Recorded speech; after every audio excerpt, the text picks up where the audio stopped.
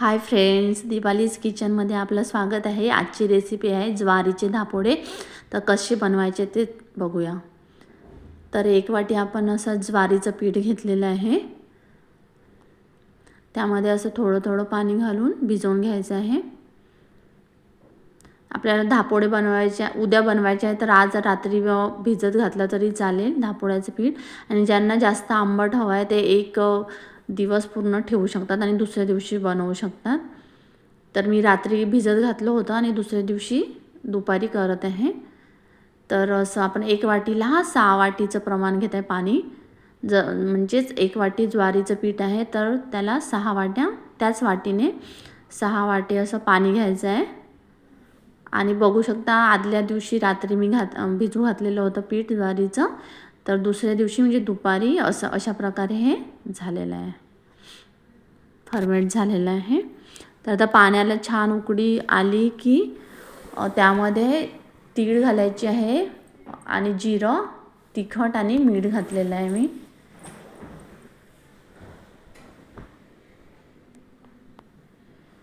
अशा प्रकारे छान अशी उकळी येऊ द्यायची। आणखी तीळ थोडं जास्तच घालायचं आहे, त्यामुळे धापोडे छान आपले खुसखुशीत होतात।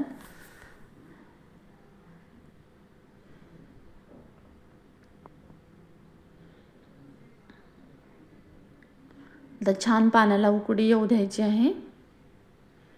खळखळून उकळी आली तेव्हाच ते आपण भिजत घातलेलं पीठ घालायचं आहे।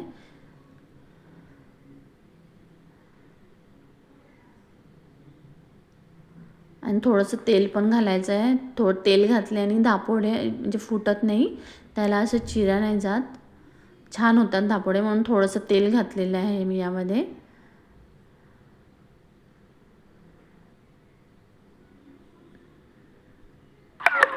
तर छान उकळी येऊ द्यायची आपल्याला। खडखडून उकळी आल्यानंतरच ते पीठ घालायचं आहे आणि मध्ये मध्ये असं फिरवत राहायचं।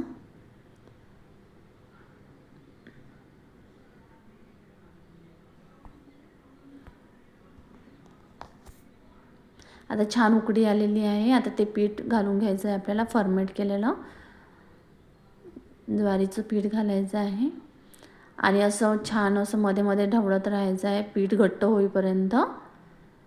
तर याला कमीत कमी 10-15 मिनिटे लागतात आपल्याला छान घट्ट होईपर्यंत शिजवायचं आहे ज्वारीचं पीठ।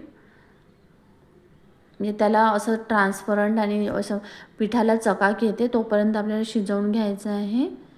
आणि अशा प्रकारे एखाद्या पातेल्यामध्ये असं थोडंसं घालून बघायचं की म्हणजे झालं आहे की नाही आपलं धापोड्याचं पीठ, ते असं बघायचं आहे आपल्याला।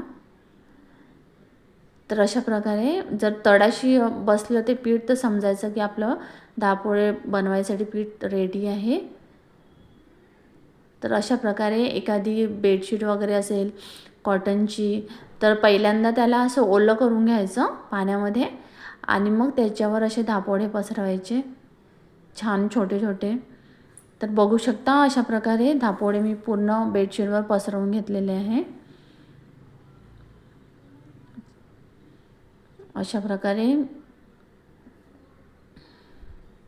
आणि मी घरातच सुकवले आहे आणि दुसऱ्या दिवशी मग उन्हामध्ये छान कडकडीत 2 दिवस वाळू घातलेले आहे आणि दुसऱ्या दिवशी पण असं। तर बघू शकता छान 2 दिवस कडक उन्हात वाळवल्यानंतर छान होतात धापोडे। अशा प्रकारे तळून घ्यायचे आहे मग। आणि बघू शकता मस्त झालेले आहे धापोडे आपले। तर रेसिपी आवडल्यास लाईक, सबस्क्राईब आणि शेअर करायला विसरू नका।